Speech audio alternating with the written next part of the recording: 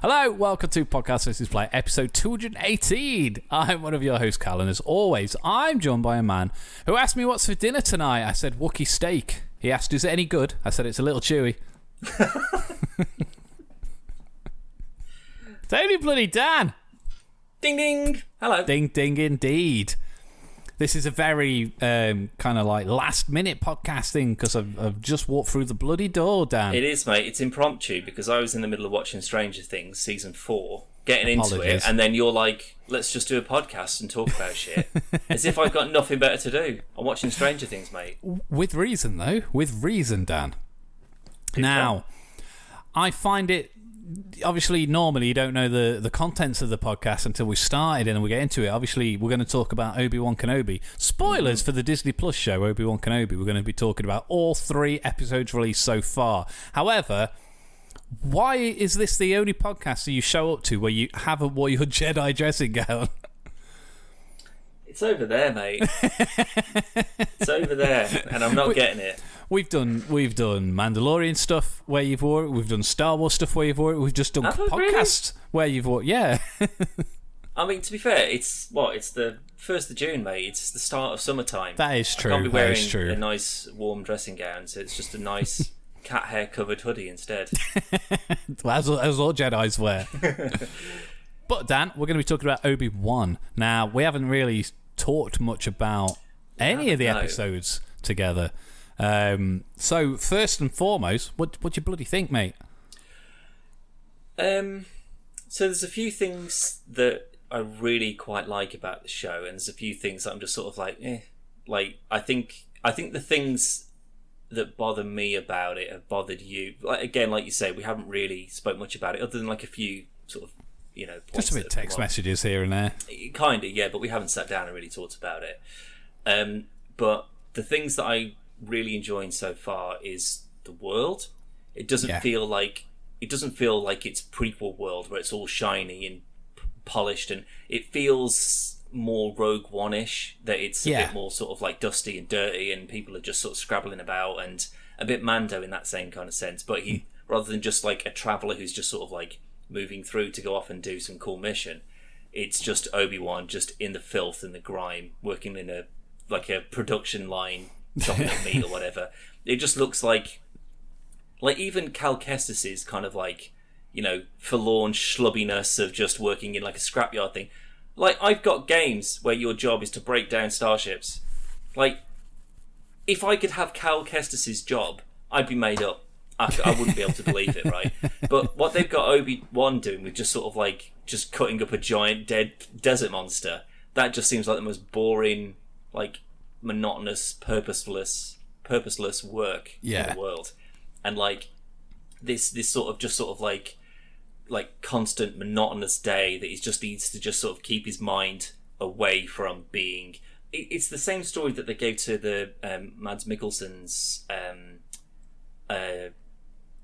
what's his character name now in Rogue One anyway. Oh yeah, like, the beginning. They had him working on a farm to keep his mind occupied, because he's like a weapons research builder and stuff like that. So it's just busy work to keep the mind busy. Yeah, keep him going. Yeah, exactly. And I suppose if he's not using the Force, he's lost that connection with the Force, and it makes him infinitely harder to track. Because it seems that, like, with the Jedi that we do see getting chased down by the Inquisitors in this, like, they can't help but just get involved in stuff. That, to me, seems like that's the easiest giveaway. Like, I think that, what's the sister, the third sister, what's her name? Reva, that's it, yeah. So she does something very clever and just lobs a knife at someone. Yeah. And then the Jedi stops it. Obviously, either they sit there and let them die, or they're going to stop it and then give themselves up instead. Yeah. I get the sense from this that Obi-Wan would absolutely let that knife go straight in that dude's face. Yeah. Like, he's too big of a pawn, and like he could be used for leverage, and the bounty on him would be had enormous. That opportunity, didn't he? After when he was having that argument with Owen, and then great performance by that fella. Yeah, it's good to see him back as well. But for sure. You got that impression there, because at any point he could have just jumped down and be like, whoa, come on, let's not do this. He's like, I'm over here, and then Jedi everyone. but it just seems that he's tucked 100% lost his edge. Like, he's absolutely out of the game. Yeah. He's purposefully trying to keep his head down. He's trying to keep out of the way. And I think that the world that they're kind of building around him, and like the fact that we've seen Alderaan now as well, like that just looks like, of course, it's the most beautiful, picturesque, lovely planet. It has to be that's going to get blown up. Of course it is. But I think that like the kid that they've got playing Leia, you know me, I'm not a fan of child actors whatsoever. Stranger Things being one of only a few exceptions, I'd say. The kid who's playing Leia seems a lot younger than a kid would usually need to be quite a good actor, and I think she's really quite good. Like for her age, comparatively, I think she's not just like a child just waiting for someone behind a camera to like do a thing to like get her attention or whatever. Like she's delivering like funny lines and stuff like that. Yeah, like honestly, but that's when they're just sort of like, you can tell when there's just like a kid just sat there just looking at things in the studio, and there's just someone and they're like, oh, what's going on? Like you see it in like TV shows and stuff like that all the time. But the kids, you know, what can you do? The fact that they've got someone that young that can memorize all of these lines and deliver them, and as they've got like a kind of a chemistry with Ewan McGregor as well. Yeah. I really like that. I was surprised that they put her in it. I thought it'd just be sort of like, here's Jimmy Smith's Bail Organa. Oh, that's a cool little. Oh, look at that guy. He was in the prequels as well. That's cool. What a cool little flashback.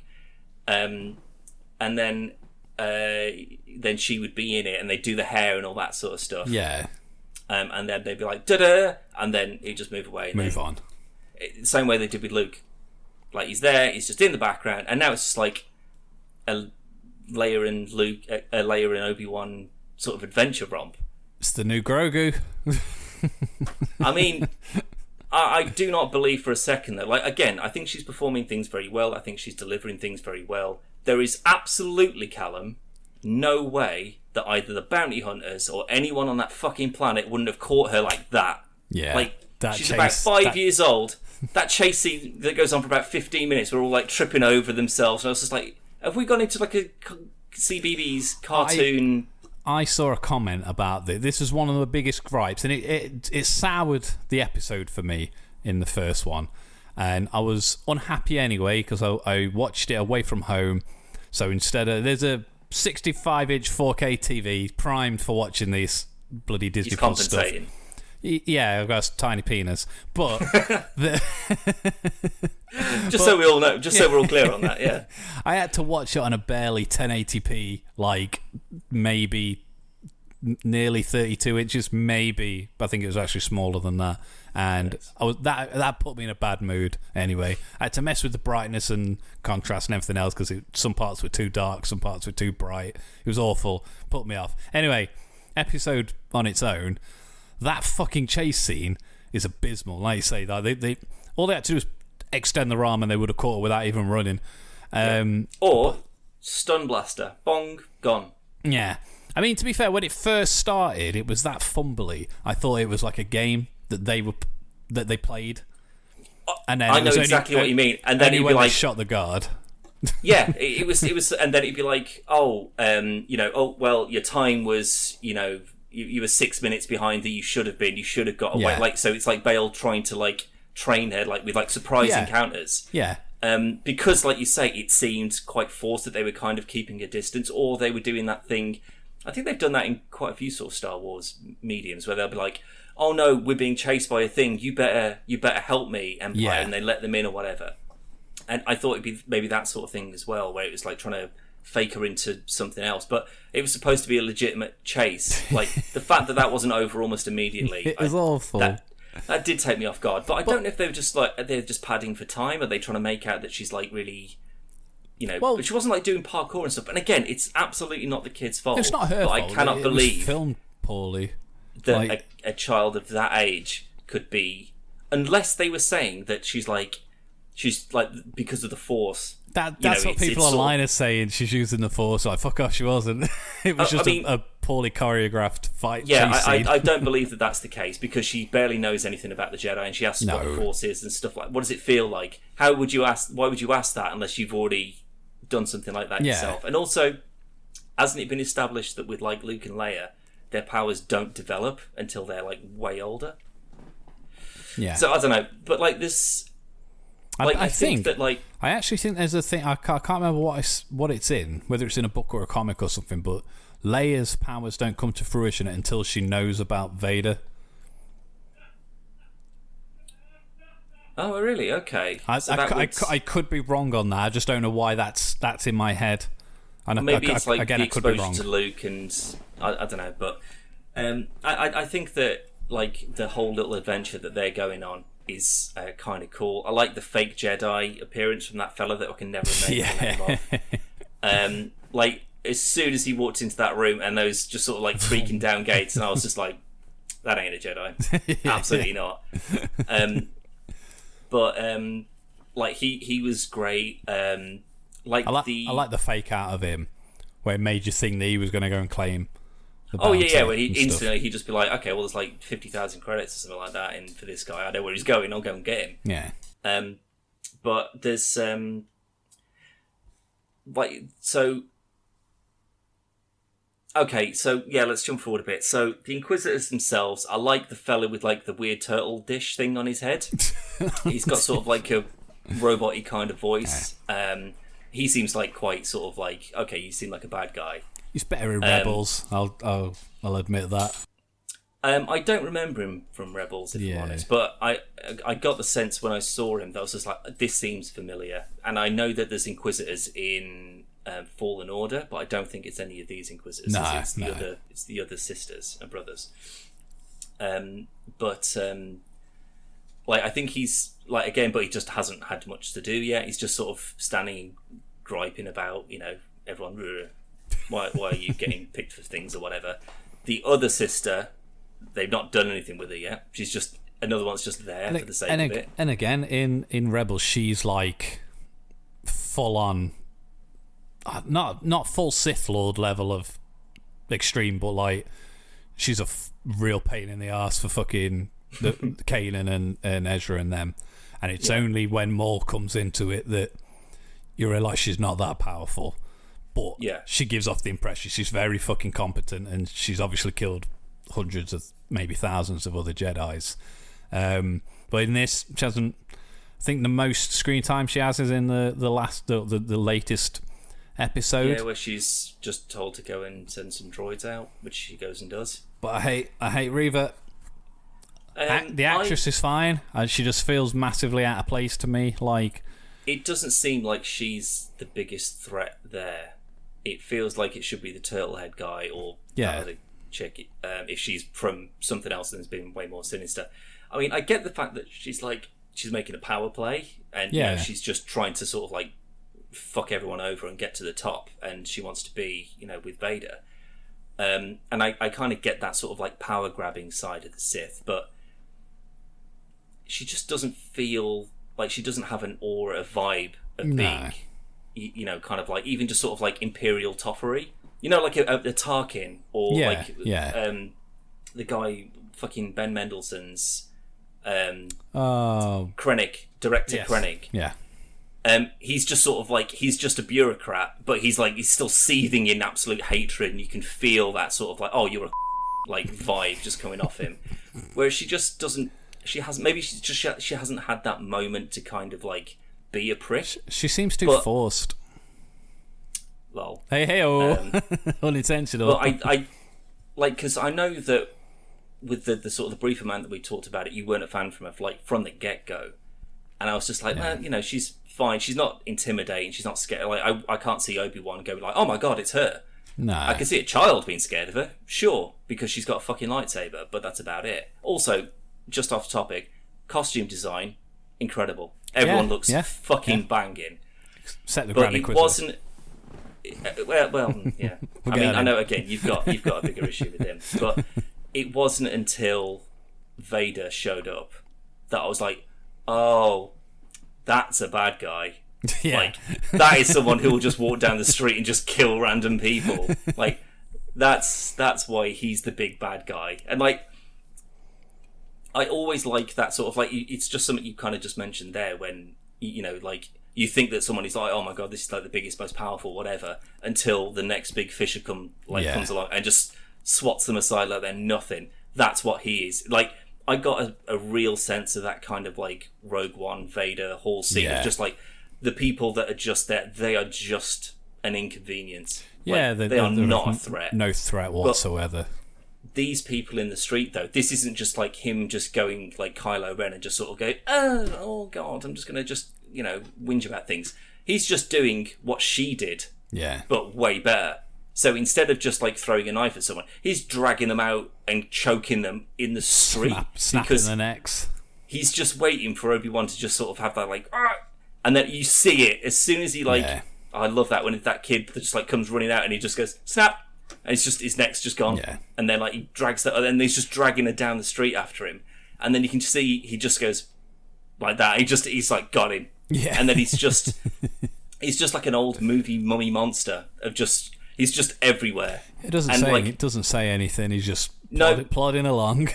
Just plodding along, and every time, like, you can tell how absolutely out of his depth is. He's just not even trying. And then he just, like, that's probably one of the best things I've seen in most of the sort of recent thing. He's just sort of like, I've got you, and I'm gonna fucking make you suffer for this. And he just like tips all that shit all over the floor. He's just got him like that, sets it on fire, and then just drags him through fire. And I was just like, now, oh bloody hell! Now, originally, and there will be a lot of comparisons to Rebels without spoilers, because I know you haven't finished all of Rebels just yet. I know, I've only got like half a season left. You do need to. I know. But I honestly think, like, Rogue One, Vader's still best Vader, and I didn't want them to meet each other in this series. This is what I was going to ask you, because you were very clear about like how's that going to work and how does that tie in. And then it was literally like, because I almost messaged you today saying like, oh, you're not gonna be happy about this. But it was literally the next thing that happened, because I thought it would be like a cat and mouse kind of thing. Yeah, they'd always just be around the corner. He was on this planet, now he's gone to this other planet, and it was just like you say, just missing each other. And the only thing, all they can do is just retcon. This is it now. So it's just like, well, yeah, they did meet. Yeah, they build it up to because it's never. I don't think it's ever explicitly said that they never met up until A New Hope. But it's the phrasing that's used in that movie that it's like, gives the implication that they've never met. You haven't, my powers have grown since the last time we saw you. Well, yeah, if there's 20 years between then and then A New Hope, well, of course it's going to be... It goes on about, like, the last time we met, I was just but the apprentice, and you were the master. Now, I'm the master. Something to that degree. I can't remember the exact word. But that wording. was also nearly 50 years ago. Yeah, they didn't sit there and go, right, just in case we have our we need to open end this story. Yeah. So it's just it's just because it was never addressed before. Yeah, I just don't think that you need to be quite by the book. Like with Rogue One, they obviously did it like from the end of that film was the start of A New Hope, and they've tied that together really quite perfectly. But does that mean that no one can ever meet or talk, or no other interactions can ever happen because it wasn't mentioned 50 years ago? Well, that would be a bit... You might as well not do anything else around this time period anymore. Yeah. Just go back and do the Old Republic, or go forward and do new, Rey Skywalker stuff. Like, I don't have an issue with them doing that, because we get these kind of results. Like, where it was a fantastic first meeting for them. It was real fucking good. Not for Obi-Wan, obviously, but... I loved him just getting the absolute shit kicked out of him. Because he's just been this absolute powerhouse all through this series, and it's just, he doesn't know what he's doing anymore. No. And he's just getting, this guy's just like, oh, I'm gonna kill you so hard. and oh my god, you're going to feel it along the way. Like, stop swinging that at me. You're not going to hit me, so stop it. And you're going to burn, and I'm going to cut your legs off. Like, I could just see it in his brain, and he's just like, oh mate, you are so screwed. Yeah, you are so screwed. Because he knows it. He knows his strength. He knows the power, and you can see it just from like the fact that Obi-Wan's swinging at him with two hands, and he's just got one hand, and he's just going ching, ching. I noticed the exact same thing. It's just like that. It's just you. It's like he's got like a broadsword. He's just walloping him with it. And he's got the cyber like enhancements to improve his strength and everything else, as well as true. But that's only his forearm though. So... Yeah, but I imagine it's still made of fucking whatever it's made out of is still a lot stronger than Obi-Wan's are. Like probably, yeah. But the only thing I don't like so far is it's kind of like a double-edged sword. So I'm really happy they killed off shit-looking Grand Inquisitor. Or did they? But this is the thing, because obviously you can change the meetings of Vader and Obi-Wan leading up to A New Hope, because like you say, it was 50-odd years ago. That's fine. Stuff's happened. They've changed. Directions will change. And like I say, as far as I'm aware, it's not explicitly said where he left him on Mustafar to where they meet again on A New Hope. It was that time, and that was it. That's fine. But the Grand Inquisitor is the main bad in Rebels Season 1 through most of Rebels, which is like X amount of years after. Didn't Thrawn come in? Didn't he become the big sort of foil for them? Yeah, but that was like 3, I think. Season 3, I believe. Maybe the back end of 2 going into 3. It's been a while since I've watched like I actually started watching it yesterday again. Really? Yeah, from the first episode. But there's a... Do you remember Vader coming into it in Rebels? I do, because I think it's after they've gone for like some Sith holocron, and Maul's like trying to like coax Ezra to like. Oh no, that's way after that. He's been in it a lot of times up to that point. But when they first meet him, Ezra and Kanan are in a hangar, and then Kanan's just like, "We gotta go." He just stops because he senses something. He's like, "We've got to go. We've got to go." Floats down from he like on a lift or something like. I can't remember if he comes in a lift or through the door, but they have to engage him, and he's just like fucking battering them all over the place, like like nothing's happening. And then he drops. Ezra shoots, and Kanan cuts the AT-AT, and he just lands on Vader, and then they make their escape, and then all of a sudden the AT-AT just goes and just goes up in the air, and he stands up. And with the exception of Rogue One, that was my favourite new Vader encounter. But now I think that's dropped down again, because this unsuspecting one, it was pretty fucking good. Like I like this. Just like he doesn't need to be, like a Yoda sort of like flipping around and doing bad skills or whatever. Yeah. All he needs to just be is just technically accurate. Yeah. So it's just like you swing, deflection. You're going to shoot me, deflection. Like as long as nothing can touch him, and it's just. Because is it still Hayden Christensen in the actual suit doing the fighting? Well, I'm not 100% sure, because I know in the Bacta tank it is. Yeah, it 100% is. Yeah. And that prosthetic stuff, like when it's Obi-Wan's eyes. And also, I didn't even really picture this in my brain, but it wasn't until Reva says, "Oh, Anakin's still alive," and Obi-Wan's like, "What?" Like. It's just never struck me before that, well, he cut his arm and his legs off and left him to die in a fire. Like, of course he thinks he's dead. Why wouldn't he? But there are only, 4 people that know Vader's Anakin. Him is one. But then if you want to go further then, in A New Hope, he already knew who he was. So how would he know who he was if he hadn't seen him? Like, this would just be some terrifying bad guy that he's but Yoda's one of the other ones that knows who he is. That could literally be explained away with just Yoda going, "By the way, Darth Vader's Anakin," and he goes, "What?" Or you could also just explain it away having them meet. This makes sense. But if you turn around and said they've never fought, but Yoda tells him because he needs to let Luke know when he's older, because he's going to have to go and batter him up. But Let's say that the beauty of any kind of medium like this is things can change, and as long as it's done right, it's okay. And like I say, for the most part, I think this is definitely one of the stronger Disney Plus shows. I think Mandalorian, up to now, I do prefer Mandalorian, mainly because it was a bit of a risk, in a sense of it was completely different to the other Star Wars properties we've had before. It was more of it's just something in parallel. But yeah, it was a spaghetti western, and it worked. Boba Fett, I think, is definitely the weakest of the lot, and I think this, by the end of this season, I think this could be the strongest one.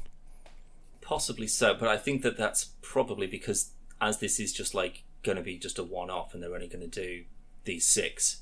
They can put all of the time and effort into like making everything look great and just having one contained little story bubble, and they just make that, and then they don't have to worry about it again. Yeah. Like you say, like Mando, they go, wait, we take a punt on it. If people like it, well, sure, we can just have him doing other wacky adventures with a crazy crew or whatever.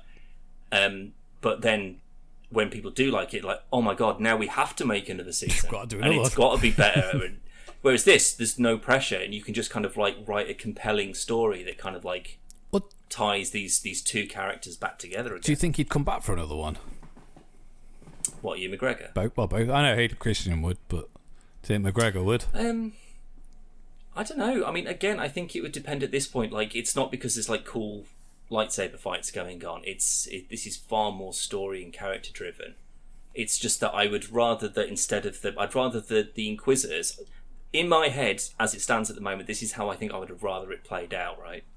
So, like, in the first, it might be the second episode, when he finds out about Anakin, and then it sort of, like, cuts from Ewan McGregor's eyes, and then it cuts to, like, Hayden Christensen's, just, like, that whole back to look is just, oh my god. Like, it's just like, that is a villain. Yeah. That is a terrifying, scary bad guy, right? So, if... like because then you see like his arm come on and get like attached like RoboCop style, like he gets reassembled. Like, I think if they did piece that together, so it just the eyes, like the recognition in the Force that he locked onto him or he sensed him or whatever, and then like over 2 or 3 episodes he was kind of like the building, like assembling the robot, not taking that time in his real time obviously, but you just sort of like you're hyping up. Oh, he's going to be involved in this in some way, and then you have the Inquisitors be like a real threat, like a real foil to this guy who, again, he's out of the loop. He's not really that good anymore. He can just about hold his own against these, and then in like your 5th or your 6th episode, like Vader comes in, and he have Reva go a bit mad. She's like, "No, he's mine," and like swing at him or something. And Vader's just like, "No, crack neck," and then he's just nothing to him. And Obi Wan's just like, "Oh no, no, I'm not getting involved with you, mate." Like, that would absolutely way better. Sell. Like, that whole kind of like, other than the Emperor, no one touches anyone close to this guy. Like, in terms of just like raw physical power, like everyone should just be like. I did like that when he comes in, all the other Inquisitors are just like.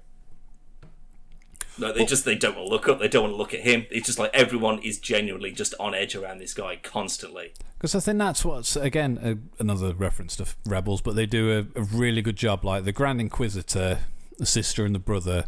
I think there's another brother that comes in later on, but they all give, like Kanan and them are like, we can't fight these. We need to, every time they appear, we need to fucking bail until we're forced to, and then we'll find a way out of it, yada yada yada. But they're all given a very impressive skill set, and you get the feeling that they are very fucking powerful dark side users, not Sith, but dark side users. Until Vader appears, and then they just seem very weak and meager in comparison. And I think they've done a good job of that on this show, with maybe not the power set, because the Inquisitor, they haven't really done anything per se up to yet, but when he is there, they, like you say, they're all very meek and just like don't look at him, don't look at him, don't look at him, don't look except at him. for Reva, who seems to put herself on the same fucking level. Exactly, but this is the thing, and that's I what think I don't like. No, but I think that is something that potentially could come back on her. So she's like, "Oh, I'm better than you because like I've been chatting to Vader and he's asked me to do a thing." But he's still very clear on the fact of like, if you fuck this up, I'll kill you. Yeah. And like she doesn't seem that like to comprehend that. Oh, he's actually. Oh, I'm going to fail or whatever. So it feels like to me that she's building up to this like, you know, like you say, we're BFFs. We're going to be like, you know, sitting all over the place, and then Vader's just going to get sick of her and just choke her to death and just be done with her. Yeah. Or she's killed the Grand Inquisitor, she kills the other brothers and sisters, and then she's like, boom, Vader, I'm going to kneel before you, I'm going to be your apprentice. And he's like, actually, I've already got an apprentice. And then Starkiller comes out, and it's Sam Witwer. Oh my god! And he just double lightsaber, just chops her the fuck up. Oh my god! Can you imagine that? That'd be incredible. Did you see the theory for Jedi Survivor that the person in the Bacta tank is Starkiller? I'd love them to bring him back. The only thing, obviously, again, I'll have to retcon all of that entire thing. Yeah, you couldn't have the story from the game. No. But yeah, that like this like perfect like Force user clone. Weird Starkiller base. True, but was that not more of a reference to Luke Starkiller rather than... Potentially. Like I say, it could have gone either way. But... I'd say it's probably more likely as that was his original name rather than just some guy invented for a video game. But like some like incredibly powerful, like uncontrollable Force user that just, you know, has just been like twisted into like Vader's cool apprentice that could just, for the stuff that he can't be bothered to deal with. Yeah. Like, you know, like when the Emperor just sort of like sends Anakin off to the trade fellas on Mustafar, and it's just like, just go and just kill them all. Yeah. Which is exactly what he goes and does. But it's because the Emperor can't be bothered with that. Yeah, that's so I've had a long day. I just want to... Yeah, exactly. Like I'm look at my face, look at the state of me. I need a good 8 hours, right? And it's difficult when I'm Emperor of the Galaxy, right? But if he just had like that Starkiller, like just like a mental, you know, Force freak user on a lead that he could just release and just be like, I'm sick of all that, just go and kill them all because I've got better things to be doing, or I can't be associated to it, so I'll be over here.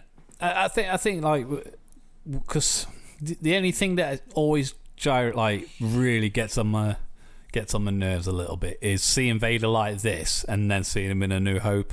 And I know obviously it was filmed years and years and years ago, and that's not what we should be looking at, but it's the fact that he goes from, like, we've said it before on podcast, but when they go from Rogue One, where he's tearing shit up, he's no fucking effort, he's menacing as hell, what a fucking nightmare. We've seen him in Obi Wan, he's snapping people's necks, he's setting Obi Wan on fire and dragging him through the ground, and then we see him in A New Hope and he's bing, bing, bing.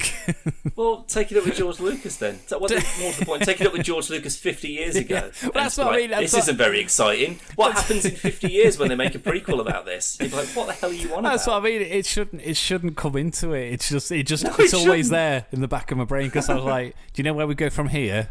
Downhill.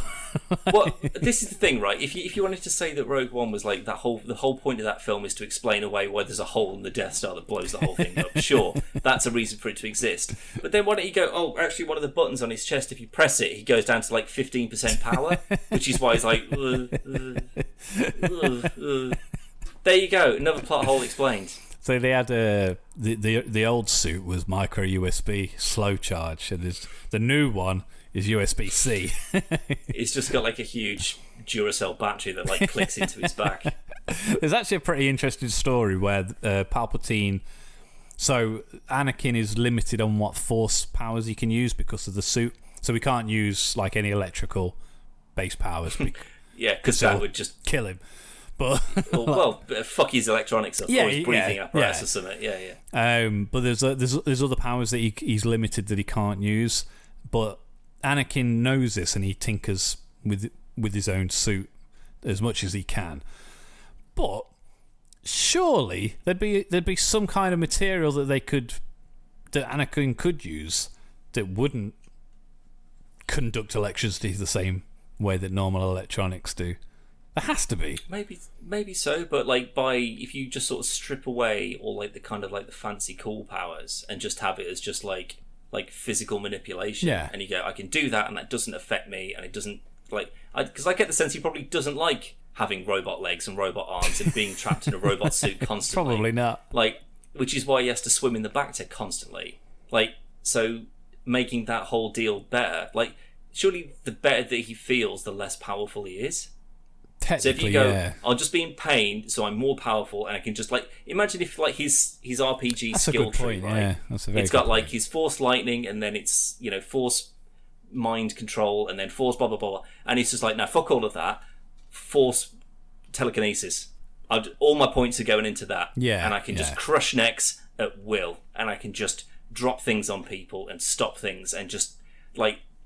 I want to see him sort of like that kind of like Kylo Ren kind of like pure raw power of like catching a blaster bolt in midair. That sort of. I still think, regardless of what anybody thinks of the new trilogy and Kylo Ren in particular, that opening scene's fantastic. Yeah, it's solid. And that is how you sort of set up. Again, it's how you set up a good bad guy. Yeah, yeah. You can tell, like you say, just the power alone. He's not even looking. He just fucking stops it. Holds it there for the entirety of the entire conversation. And it's only when he takes his helmet off that all goes downhill. And we've got fucking Donkey McFace as fucking... I think he's an untraditionally handsome man. No, it's just a case of he doesn't look like Kylo Ren. Do you know what I mean? Or maybe it's... But this is the thing. Same as Vader. Once Vader's helmet comes off, he's not as menacing anymore. Yeah, but it does... 30 seconds before he dies. So it's fine. It's fine, and it's part of the. But then, if you did the same thing again, though, then it would just be another thing that he's always going to wear his helmet, isn't he? Just like Vader did. That's fine. His helmet is pretty cool. It's pretty cool. I prefer like the re-stitched together one that's all like red and cracked. I like that. That was way cooler, I reckon. It just looks to me like I sewed one of Roscoe's toys the other day because he ripped it. But I hadn't got any. It was like a brown squirrel, but I couldn't find any brown thread, so I just used black. So I was like, it doesn't fucking matter. It's a dog toy, so I sewed it back up and gave it to him. And that helmet reminds me of stuff like that, where they just go, we haven't got any black. It's like, well, we got red. Yeah, just that'll do. Just glowing red neon. Is that okay? Yeah, sure, it works. Works for the whole aesthetic, doesn't it? Cheers. Looks cool, and it's a good way of selling extra toys. I've got a Kylo Ren figure, but have you got the one with the red stitches? Yeah, exactly, yeah. But now you can get Obi Wan, and then you can get Obi Wan that's slightly burnt. He's got a burnt arm. Oh, he looks so sorry for himself, doesn't he? He's just on the floor like he's just been had the shit kicked out of him, force choked, and then set on fire, and then he's been rescued by a single robot. Yeah. It was a great episode. That is the best one of the three so far. Oh yeah, by far. I think, like setting up again. I think that the kind of like that they seem to be like the opening. I think is probably that and like Obi Wan and Vader together. Like that opening when it's the Jedi Temple, and it's just they're just sort of like doing their like cool like Tai Chi moves, and then it's just like right battle mode everyone, and then there's just clone troopers and just shit everywhere, and I was just like. This is a great if this is what like Revenge of the Sith was like, that is a film I would have fucking adored. Yeah. Because that felt like brutal, and she was taking out troopers and stuff like that, but still ultimately getting overwhelmed, by like the sheer amount of. Also, shout out to Tamara Morrison popping up in full Clone Wars armor. That guy is set for life. Well, for the next few years at least. He's in good shape, man. He'll be absolutely fine. And then you could just do Clone Trooper voiceover work forever. Same as James Earl Jones. He's still cracking about, isn't he? All he's got to do is come in, do 20 minutes of work. This was something I was meant to ask prior to us hearing Darth Vader. I was wondering whether it was going to be James Earl Jones or the guy from the animated shows. I'd say obviously they've got James Earl Jones, but... Yeah, I think whilst they've still got access to him, I say you've got to. Makes sense. The only reason that you should not use him is because if it's like you said, like a series where he's like, I'm going to be doing other things, so I can't commit to that much time, or he's dead. Yeah. If those two things, you always get him in, because especially if this is another, like how many live action Vader appearances do we get? It's the original films, end of Revenge of the Sith, arguably. Yeah. Rogue One for a little bit, and then this is going to be like that next big thing. I can't remember his name, but like if, say, I don't know, he missed his flight or something and James Earl Jones couldn't get there, this guy sounds dead similar. He's got a really good secondary voice. You would just notice. I think if you dropped it in, I think they might not. So if, like, say it was James Earl Jones and then he's like back and forth, miss a scene, and then it's this new guy, I don't think you'd actually notice. I don't know. Well, I've got quite a good ear for this sort of stuff. Well, it shows what you know, because I ranked Disney and he did. But I think that but that's the thing, if they replaced him and there wasn't a good enough reason for them to replace him, I think I wouldn't be able to get past it. Yeah. But if he died and they just got a sound alike, because they were like, that's our honour to him, we want to just pay tribute, and that's the Vader voice, and that's what we need to get, so we'll get someone as close as possible to that. But it's not perfect. I'll be like, well, what are you going to do? He's dead. Yeah. Like, that's the only thing you can do. Or you literally to get him to read a dictionary. Every word. And then you piece it together afterwards. And to be fair, if I was James Earl Jones and they said, look, we don't want to keep bringing you in and doing these like hour voice long sessions or whatever, we'll give you 150 grand right now, and we just need you to record you reading a dictionary. I want more than that. Here's an additional bunch of words from like Star Wars gibberish. We need you to read all of them as well. And here's also some test names that we may use in the future. So pop a couple of those in there as well. Record all of that, and then we'll never need to ask you to do this again. I want 10 million, and I will read the dictionary normal, scared, shocked, sad, happy. And then... Hello, is that Kathleen Kennedy? James Earl Jones is asking for 10 million. Oh, yeah, just give him a blank check. Yeah, sure, no worries. Yeah, of course, James. Exactly. Whatever you need, mate. It's Star Wars. You get unlimited funds, of course you do. And then all you needed to do, once you've got a load of words and you got your Star Wars stuff, then just get him to go A, A, B, B, C, K, D, D. Well, just whatever the script they give to like someone who's doing like an action character game in the video games, who's like, oh, yeah, exactly. Oh my god, and just have an entire James Earl Jones library, and then you can just program an AI to just read the script out. It'd be perfect. I reckon it would work fine. Yeah. Actually, I did find out that the other day that the Mark Hamill, like Luke Skywalker stuff in Mando, that's not actually Mark Hamill like reading those lines. It's like an AI that like uses his like voice, and then they just write the words out. So did they? Because he was there. Yeah, he was there for the. Yeah, for the reveal, but for like all the stuff in in the Book of Boba Fett, when that's not him on set, it's someone else, and then they. It was when he was sat because there's a thingy on Hamill's. When he's getting him to choose between the. No, it's like no, because that again is like that's in Mandalorian. That's not in. No, that was Boba Fett, wasn't it? No, because with Boba Fett, he's already. Oh, actually, no. No, it is Boba Fett. Because there's photos of him there with the mocap stuff on. I don't know. I'm not sure what. So unless he was there and he just didn't speak. He was like, I'll show up and I'll dress up, but I ain't saying nothing. I don't know, because it was something to do with like they still credited him as being like in there and it's his voice and stuff, but it actually wasn't. Sure, they didn't make him like sound more like. Because he obviously doesn't sound. He sounds like the Joker these days. Yeah, I don't know then, because like, if that's what they did though, and that's possible, where you can just sort of take like snippets of someone's voice, and then you can just program an AI to like piece it together and smooth it out, and then just regurgitate anything you want it to say in that person's voice with that inflection and whatever. Then yeah, maybe those $10 million don't need to go to James Earl Jones. Yeah, like, you need. Actually, we don't need you. You made too high of a demand. We'll just get a computer to do it instead. But no, 5 billion. I'll do it.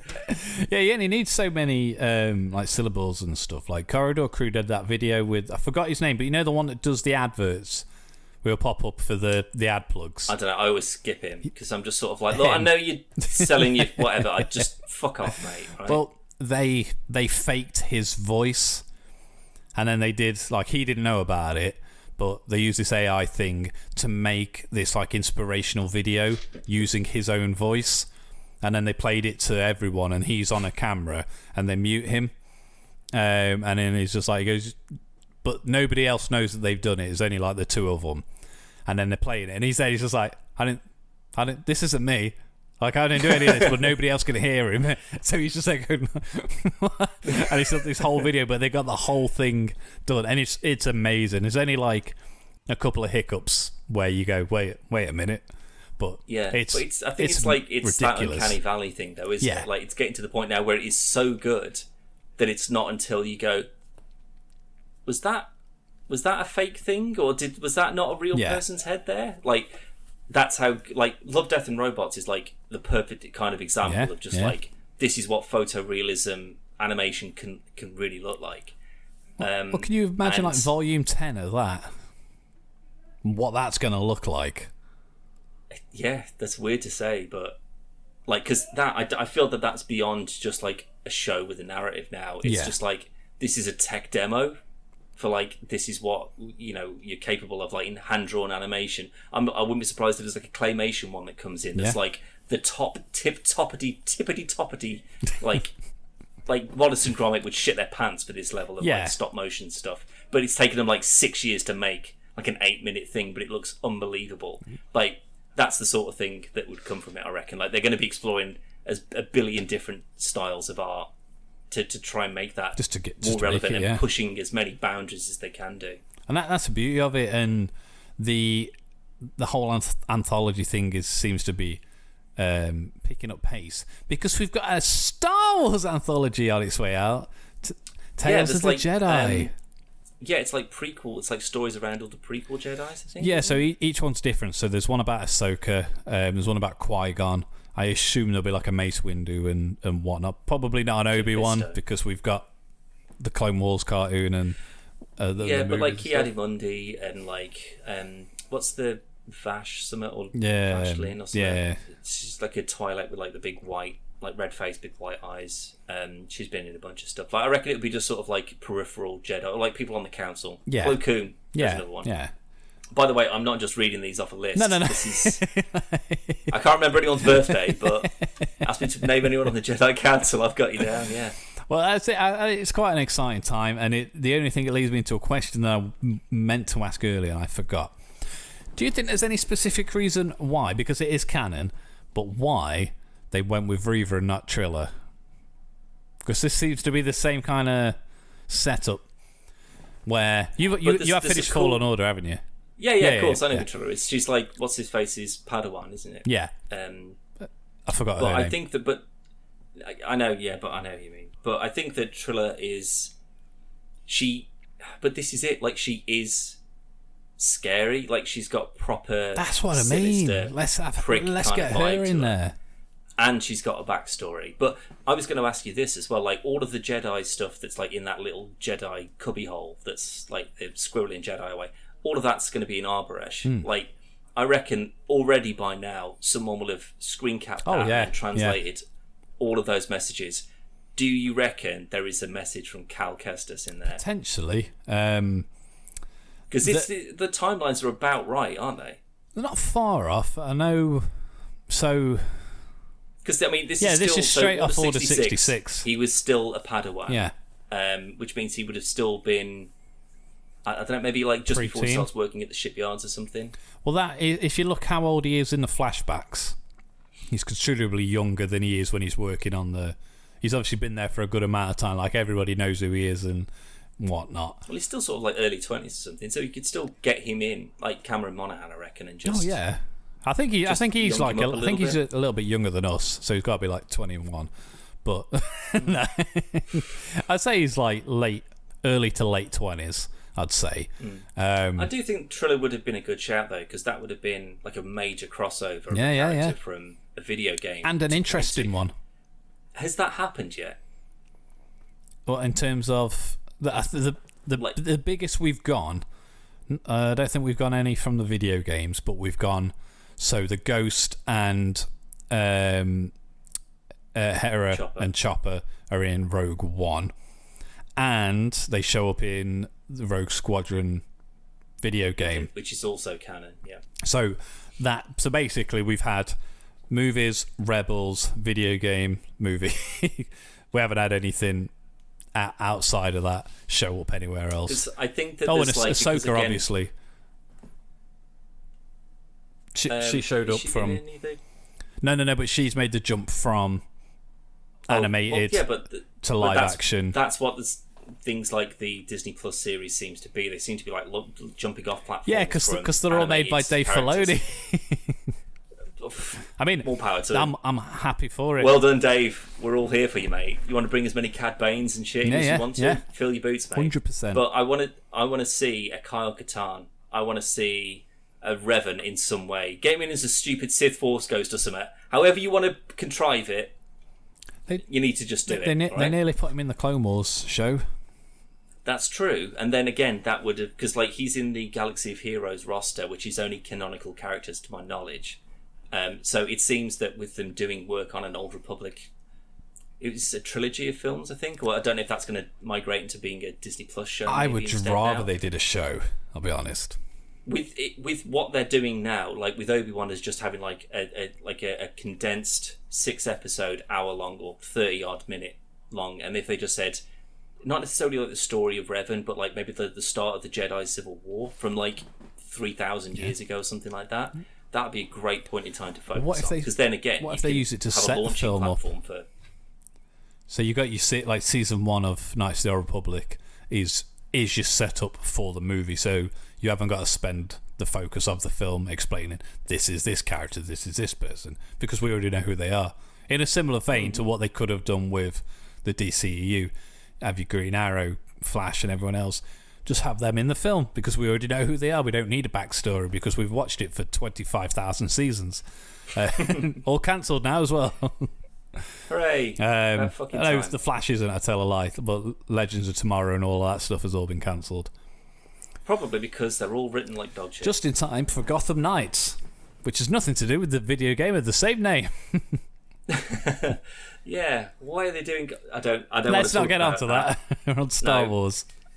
But no, I'm really enjoying it. Getting Cal in, I reckon would, or like you say, like Triller, or like the I can't remember for the life of me now a name, or like the little funny pilot guy or something like that, or the ship. Do you know what I mean? Like none of that. Or like obviously, Old Republic stuff would be difficult anyway. But if you got like an HK-47. Your droids and stuff would be easy because droids can... But again, you're talking thousands of years.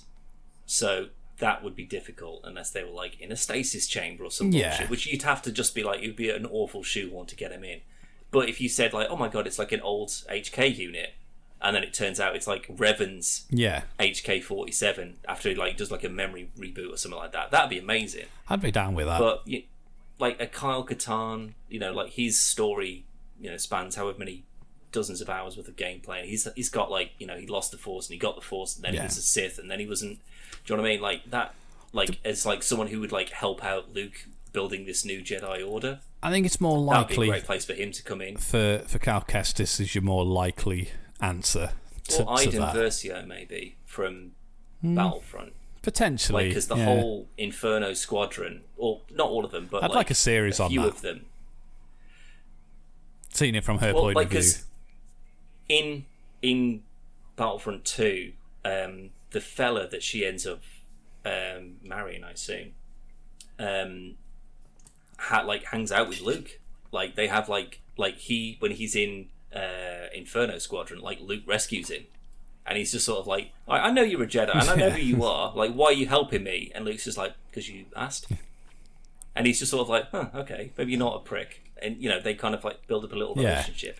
And I always was hoping that it would turn out that like Iden and this fella would be Rey's parents, which is how that kind of connection came made sense.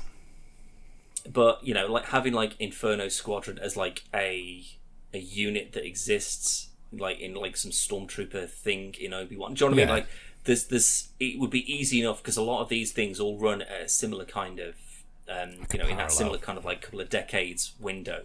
I don't think it would be too hard to slip someone in without and people who know who they are would be like, oh my god, I can't believe you got that person in there. And people who don't, it's not really that big of a deal. Well, that's what I mean. Enjoy it's your perfect timing. So the story of Battlefront 2 campaign is genuinely very good. Too short, but very good. And a lot of people have played that over the last couple of years. Since it's been released, same as Fallen Order. It's And Fallen Order still encompasses Vader into the storyline. Spoilers for a couple of years old game. Plus, while you still got Cameron Montague as the age and looking how he looks, it's the ideal time to do it, because you can just go stick him in his gear, give him that little. Oh, we've had that little the BD1 unit as well. That was in Mandalorian or Boba Fett, one or the other. It was a different unit, wasn't it? But yes, not the one, but that one. But it just seems to make more sense to focus on them. I really want to see some Knights of the Old Republic stuff. I still think it's the most interesting of all of the Star Wars stories, but it's going to be more harder to I don't know where they jump from and how faithful they would stick to the source material, and if it's a means of that or getting Cal Kestis shoehorned in. It's got to be done properly. That's the biggest.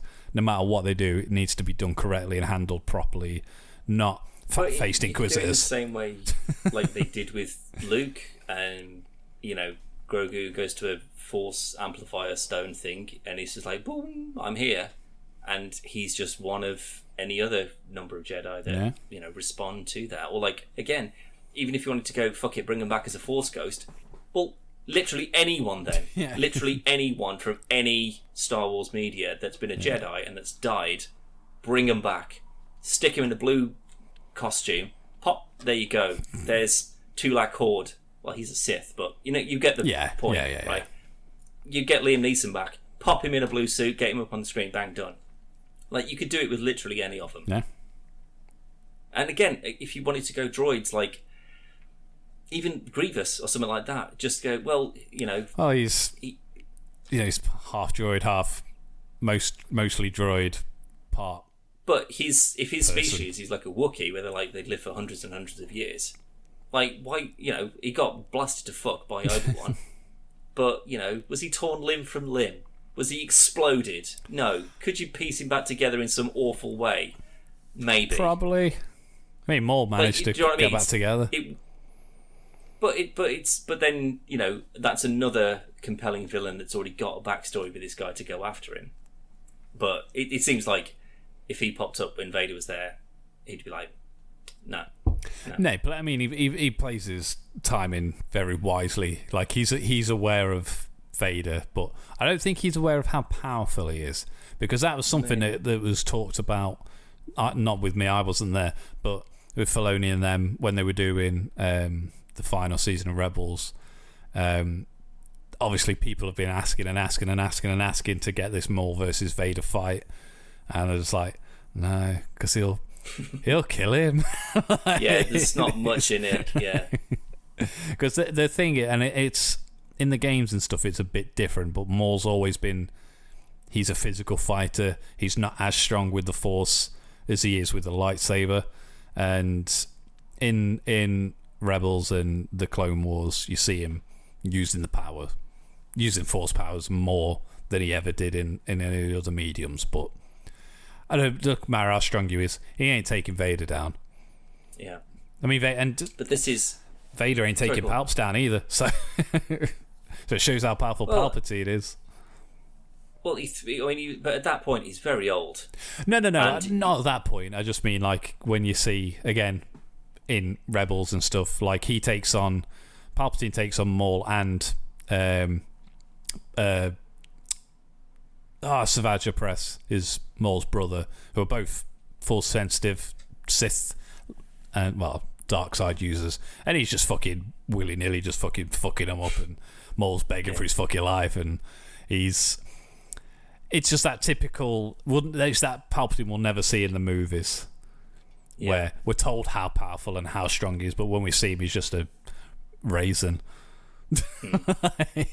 But I think that if you got like some of the more sort of legendary Sith, like that's the sort of thing, like where if you got Vader going into like a weird Force dream thing, like the Luke does with the cave, and he face you whatever.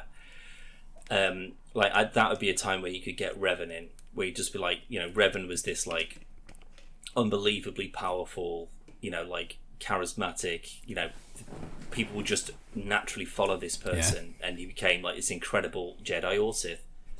And then, when you're sort of like digging around in, for like a real challenge sort of thing, it could be like someone from 1,000, 2,000, 3,000 years ago. Then they're like, because even in the Knights of the Old Republic games, it was just like, you people today, you wouldn't even begin to be able to deal with the people that like these legendary like Sith, like you give them a lightsaber, like they could cut a planet in half, like that's how good they are, sort of thing.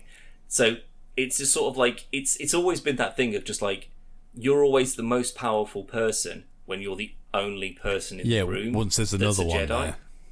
Yeah, then but this is the thing, right? And someone said this the other day, and I didn't really think about it until I heard it. I was like, actually, that's a really good opinion.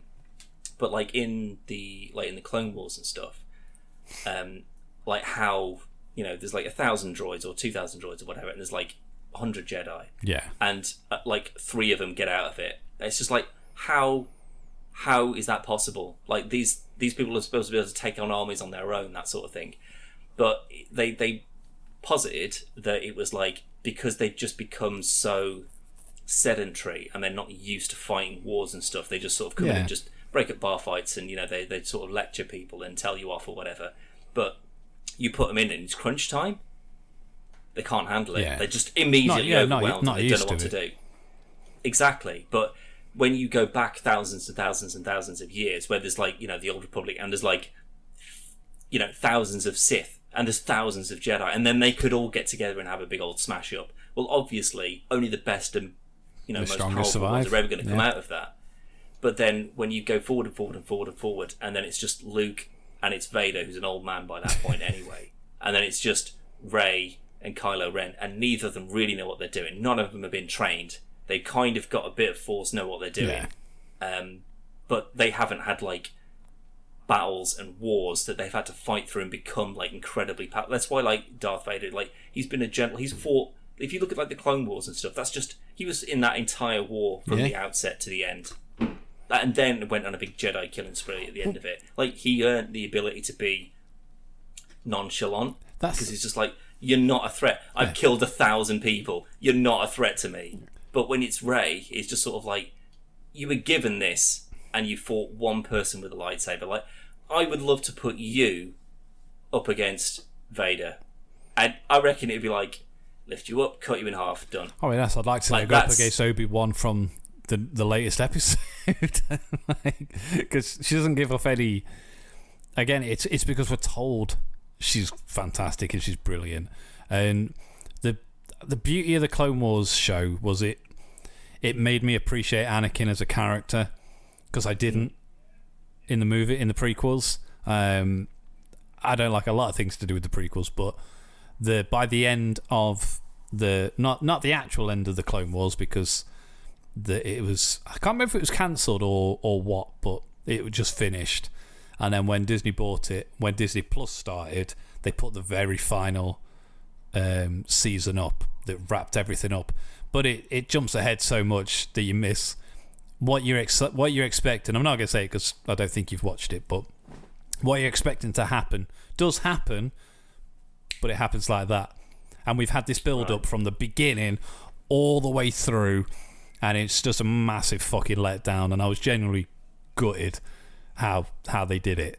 But in terms of, I fully believe that this Vader that we saw on this episode of Obi Wan, where he is just snapping people's necks willy nilly, and I know he's there because we, like you say, we followed it all the way through.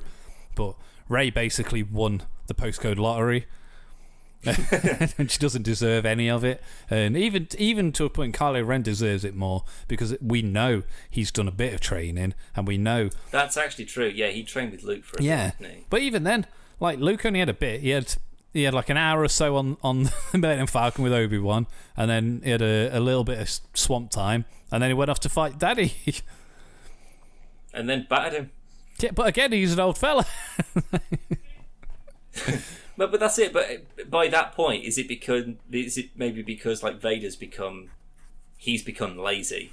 Potentially. He's just like, no one is a threat to me. Like I put the hard work in, and like now that I've reached my retirement age, there are no more Jedi that could possibly fight me. Yeah. So I don't have to worry about training. I don't have to get back into shape. I don't have to be able to be like super quick with the Force or anything like that. And then it's not until he deals with Luke and he's like, fucking hell, whoa, all right, whoa, well, calm down. Well, that's a good point, actually, that I never really thought of.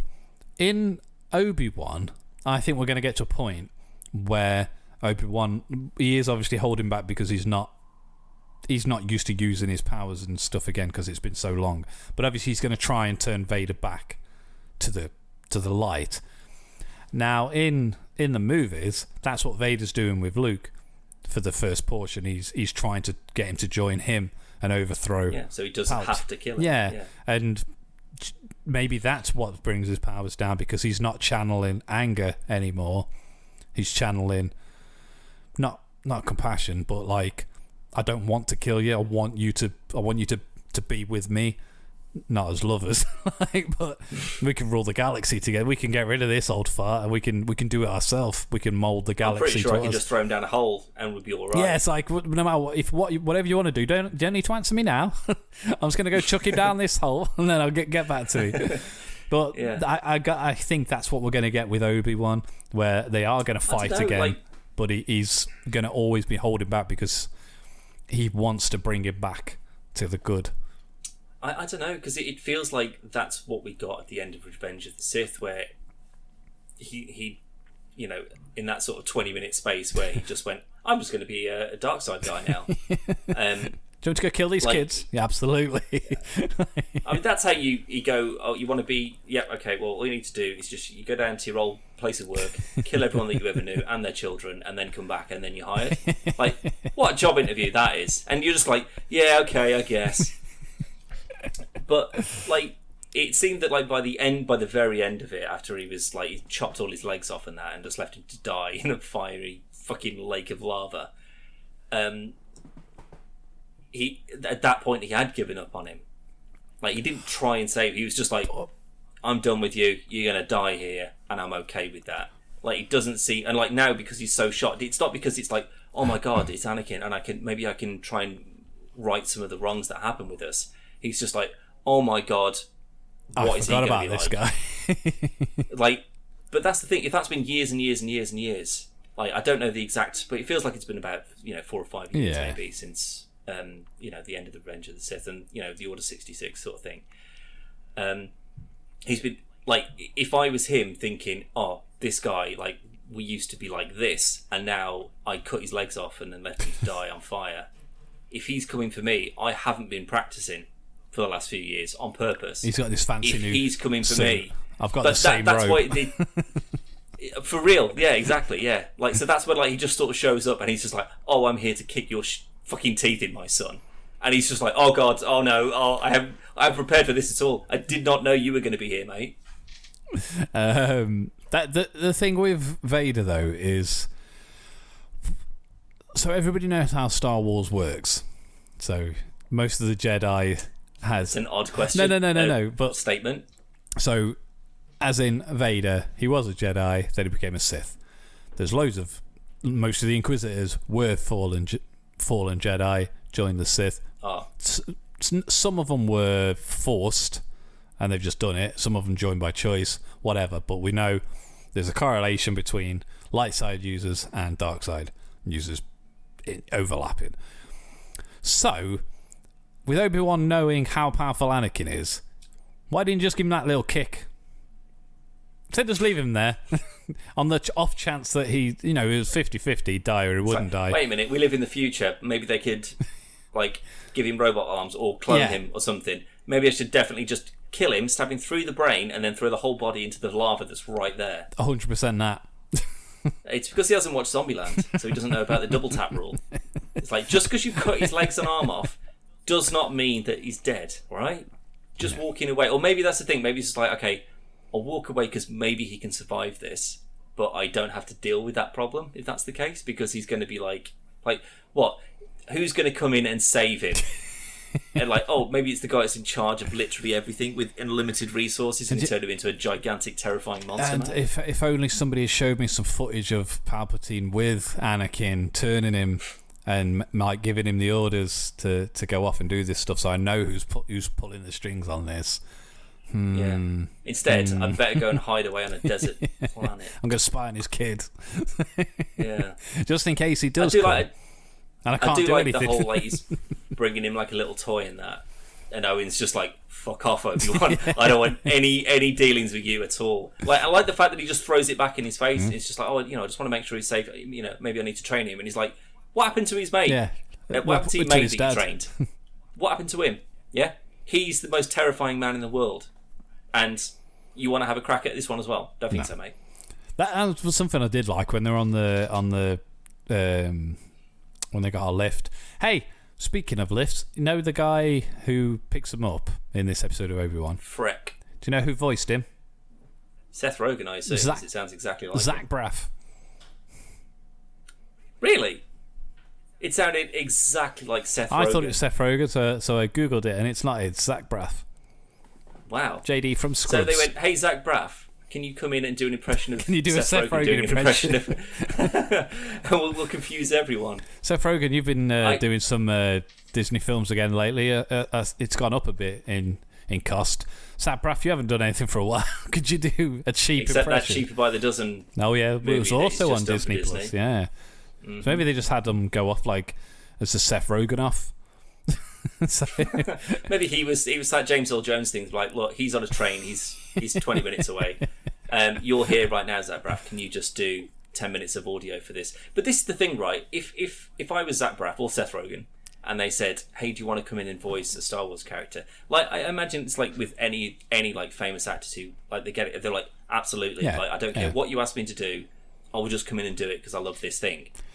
And they said, "Oh, it's right. You just need to go to the voiceover booth and just record there for like 20 minutes." I'd be like, "No. I want to go and put 6 hours worth of makeup on in this ridiculous heavy suit in the middle of a desert, sweat my tits out, and I'll do the performance, and then I'll do the audio for it as well. I'm not just doing the video. I want to be in the suit. I want to be a part of the whole thing." What if they wanted you to be like Jabba? I wouldn't and care. You gotta walk I'd be like, around. I'll waive a fee. I'm not going to charge you. Like, you just do whatever you need for me to do. If it's a 3-minute cameo, that's fine. I'll do 40 hours of makeup to be in the Jabba suit, and I'll act my little heart out for you, and then I'll be done, and that'll be fine. I think you got all the makeup artists and stuff sat there going like, maybe he's not getting paid, but we are, right? Like, I've got to dress him I'd up bring for my own 40 makeup team hours. with me. Just... Presumably, by the time I'm that famous, I'll have also been on Star Trek as well. That's true. So I'll be like, whatever prosthetic team that did my cool alien makeup for Star Trek, you come in with me because you're going to do me as a Hutt. What if they said, "There's for whatever reason we need you to play Darth Vader. You don't need to voice him. You just get in the suit, the good suit, with the closest thing we've got to a real lightsaber, and you're going to be in the shows and in the films. We need to film for a day, but we're going to use all the footage over the course of however many mediums.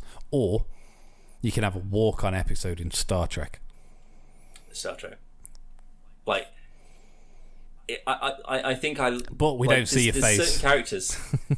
That's fine. Half of them you don't anyway. You still know who they are. But I think it'd be like if you were offered the role of Bond. It'd be like, I enjoy this franchise too much to be in it. Like, I couldn't watch myself be Bond, because then how could I enjoy another Bond movie if I'm that Bond? Because you know none of them would be as good as yours. But you go, "Oh, I was a bit hungover on that day when we filmed that, and actually I prefer the third take that we did, and they used the 7th one where I was a bit knackered." Like the whole illusion would be ruined. And if they said you're going to be Vader from now on, I'd be like, no, because if I didn't like what they did, I'd only have myself to blame. And no. But if I just had a walk on, like Seth Rogen did, Seth MacFarlane in Enterprise. Like, he's obviously a big old nerd, and he came on, and he was like just a general engineer, and came in and was like, "Oh, I fixed the induction coils," or whatever. He had like a 30-second speaking role, and like, I bet he was loving life after that, because that would have been like, oh my god, like, now he's gone and made his own show because he loves it that much. But to have that little cameo, like that, to me, that takes nothing away from the episode. It's not a recurring character, and even if I thought, oh god, my performance was shit, doesn't matter. It was only 30 seconds long.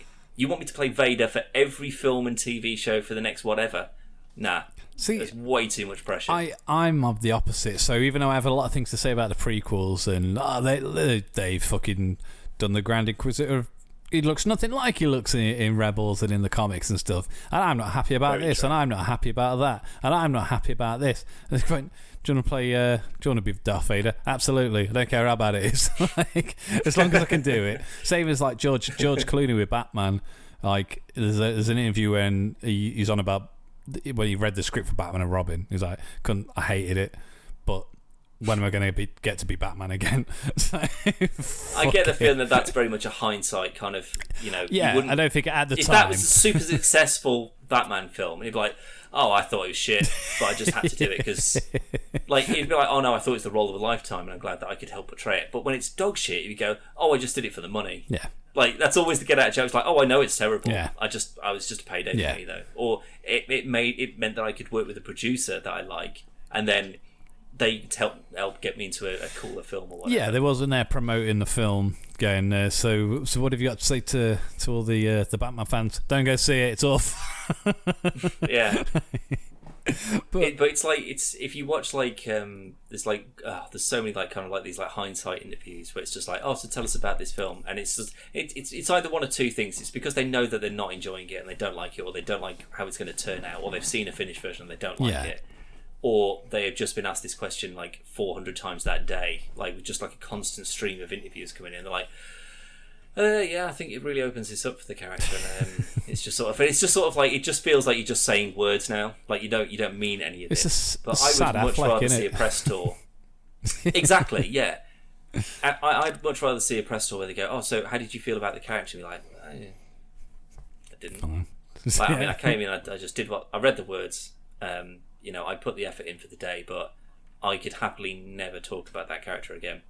Whereas like a Mark Hamill, it'd be like, what was the best day of like working on the Joker? And he'd be like, oh my god, like, where do we begin? Like he seems like he seems to love the roles that he does, and like the not the typecast, but like kind of like the character that's been born of that in a Robert Downey Jr. sort of way. Like they feel very much like they're grateful for the things that people remember them for, and they kind of want to reminisce on that. Whereas Anthony Daniels, though, he seems like he would just walk into your house and start telling you about some cool C-3PO stories. And I tripped over the wires on this one day, and we had to rebuild the strip. And he's like, I didn't ask you, Anthony Daniels, what are you doing in my house? Get out. Trying to have my tea. Watching Star Trek, mate. Get out. Oh my god, Star Trek. That reminds me of this one time on Star Wars, right? Oh, Anthony Daniels, I'll take the piss out of you a lot, mate, but you get paid, so you rock on. I work with someone who does conventions with Anthony Daniels. He's worn the actual Boba Fett helmet as well. That's cool. Yeah, not the rest of the suit, just the helmet. Still though, it's more than I've worn and will ever wear. Star Wars. What is it good for? Nothing. Anyway, I keep headbutting my microphone. And we've been going on for like 120 minutes, I was going to say. 1 hour and 20 minutes. And I think we've been talking about this show longer than it's actually been out. Like how much content is actually out for it? Oh no, because you're talking like 3 hours, aren't you? give it no, mate, because there's like 20 minutes of fucking credits at the end of that. That's true. There was honestly, every time an episode ends, there's like a third of that bar that's remaining. The beginning of... the first episode is just the prequel films, like just condensed down into one. Yeah, that was a bit odd. I mean, I get it. It's just like, we just need to sort of like very quickly just sort of like hit a few keynotes that you need to remember. But maybe it's I've seen all of those films like so many times. Everything is ingrained in my brain. Yeah. So for me, I'm like, why are you trying to remind me about something that I already know intimately? Well, it's not for you. Me. It's for people who. It's for people who don't know about this and go, oh, fucking Natalie Portman, of course she was in those films from 20 years ago. I don't remember that. Why would they be expected to? Because it's Star Wars. But, why wouldn't you? Exactly. That's my question. Why wouldn't you know about all of this stuff? I mean, to be fair, I'm still reasonably fresh because of the Clone Wars, because of Rebels. Everything does seem to be tying in nicely with the Dave Filoni universe, as it were, and I'm more than happy with that. It's fantastic. Get some Fallen Order in there, get some Battlefront 2 in there. Everyone's fucking happy, Dan. Except the Star Trek fans and the Babylon 5. What do you mean Star Trek fans? They could be happier. They've got Series 4. They're no, with Star Wars, I mean... Series to watch. When are we going to get a new season of Andromeda? Wow, that's a with question. Kevin Sorbo. The massive racist. Well, he's like a weird Christian racist. Yeah, now, he's massively racist. Conservative idiot. But like, there was something on Spotify. There's quite a few sort of like video game, like not necessarily just one like taken from games like soundtracks, but like a band or like someone's synth, like another version of the classic songs or whatever. And there was one that was like it was like TV and movie themes. So it was like the X-Files and Battlestar Galactica, which is a great, like the original Battlestar theme tune. It's like a proper cool little jam. And then one of them was like the Legend of Hercules, and I was like, I remember that fucking show. Like in Channel 5, it was like Legend of Hercules, Xena Warrior Princess, Lucy Lawless, and Andromeda. Lucy Lawless, man, she's still she popped up in Parks and Rec. She was. Have you seen the Ash versus Evil Dead TV show? She's in that, and she's excellent. Is she? Like she works. I like Lucy Lawless. Yeah, but I reckon it's only a matter of time before we get a Xena Hercules like revival. There's got to be. I mean, and then they'll all cross over when again. you think about it, like that was the original CW. You're so right. Because they weren't particularly well written. No, they were fucking awful. They always had a bit of a scuffle, but it was something to watch. It was something on a Saturday evening.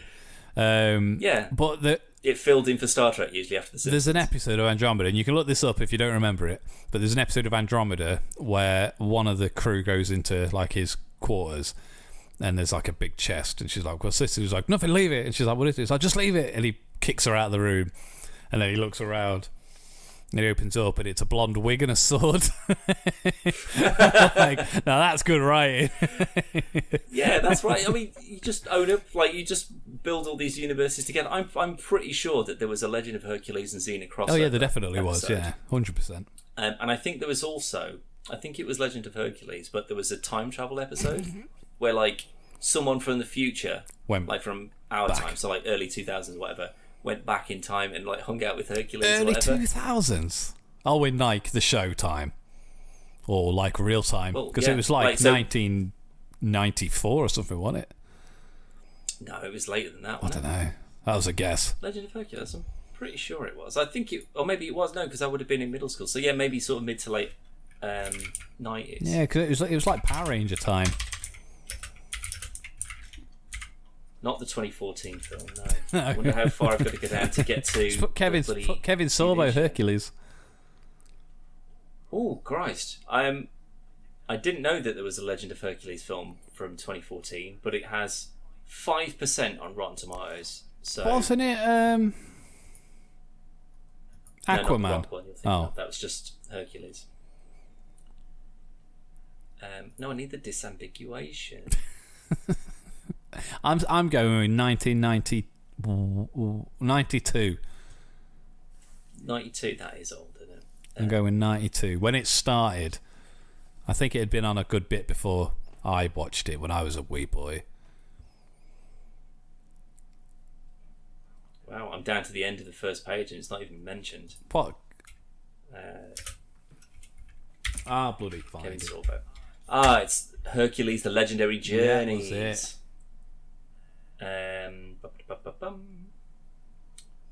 1999 season 6 was in, so yeah, mid-90s I'd say. So Xena was 95, so yeah, it would have been about that time, wouldn't it? There we go. 100% on Rotten Tomatoes. Fuck off. No chance. No, that's literally what it says. I'm going to open that up because what the fuck is that about? That's Kevin Sorbo with multiple windows in incognito mode leaving reviews. Oh, is he just clicking refresh? As 100% critic. Jesus review, Christ. How many's that? 5. So that doesn't count. That's fine. The irony being, Rotten Tomatoes wasn't even a thing when that was on. Mm-hmm. But I'm pretty sure there must have been a few of these sort of like things going on at about the same sort of time that must have crossed over. Yeah, I think there probably was. But yeah, like I'd like that's probably going to be the CW's next thing, isn't it? They've selling everything up, aren't they? Let's just let's get Kevin Sorbo and Lacey Lawless back, and we'll do a Xena and Hercules crossover with Legends of Tomorrow and Riverdale and. I mean, to be fair, Legends of Tomorrow that would have opened up. Probably like, you go, sure, let's go back and just do Hercules, but it's Kevin Sorbo Hercules. Sure, selling everything up, aren't they? Literally, no one's going to care. CW, it's all the selling up shop. Good. It's about time. Anyway, speaking of about time, we're gonna wrap this up and skedaddle out of here, Dan. Segue. But Callum, there is something you forgot to mention, my friend. Is there? Yeah. What's coming up? We've got lots of stuff coming up, Dan, including our special. As long as you remember to bring the stuff, we've got a special Star Trek show to film. Of course, I've remembered. Right, I was saying more that, I'm going to be down with you in a couple of days, which means there's going to be a bunch of retro shenanigans. Retro shenanigans. Yes, as well as Cal's Strange New World. And I don't know, I take it you got plans for some other stuff? Yeah, I'll think of something for realsies, but definitely retro shenanigans and definitely Cal's Strange New Worlds. Yes, I'm very much looking forward to that. Have you... honestly, because I know that I'm down in 2 days. I've got 2 to watch. I was going to say, have you finished? No, I haven't finished. And I think that there might be another one that this week that I haven't tomorrow. Watched either, so potentially. So when we get to watch the new one tomorrow, I should only have that one left. I'm going to watch another one later. Well, in a bit, maybe not. I'll watch it tomorrow. But I've got another 2, and then by the time cool. I've gone round to them, there'll be the newest one out to watch. Well, little teaser, because to date we have not spoken about this. Obviously, we set the premise of this up, but I haven't asked you about any of this because I wasn't sure if you'd watch them or not. But as an overall, so far, thumbs up, thumbs down. No explanation needed. Just where are we at? Okay, so It's that's there. A 45-degree thumb. It is. So it's right that's excellent. Okay, dog shit, and I'm here. So okay. it's not awful. It's not amazing. Just that. Okay. Well, we will go into that in further detail when we're doing Cal's Strange New World, which is Callum watching the entirety of Strange New Worlds as it's coming out. What I think I would have rather have done with you if you'd had a bit more time is I probably would have wanted you to watch all of Discovery. No. Just so that you had so you've had to go through what I've had to go through. I've watched some of Discovery. Yeah, I mean some of it is fine, I'd say. So I'd say Discovery I'm probably about there-ish. But then Picard, and then Lower Decks, and then Prodigy, which I still haven't watched actually yet. But Lower Decks is probably the best thing. I love Lower Decks so far, until Strange New Worlds came out for me. But Lower Decks is again, it's made by nerds for nerds, and it takes the piss out of everything about it. But it's also why you like it so much. You know what I mean? So I'd rather you'd watched all of that and then watch this at the end and just see, comparatively speaking. But then I kind of like the fact that you're just coming at this from just completely, you haven't got any exposure to anything else really, and you're coming into this almost fresh, and how does it kind of feel? We'll talk about it in a bit more detail. I've even made notes, but I can't find my tablet. That's what I was looking for. My notes in your head. Right up here. I don't work like that, Dan.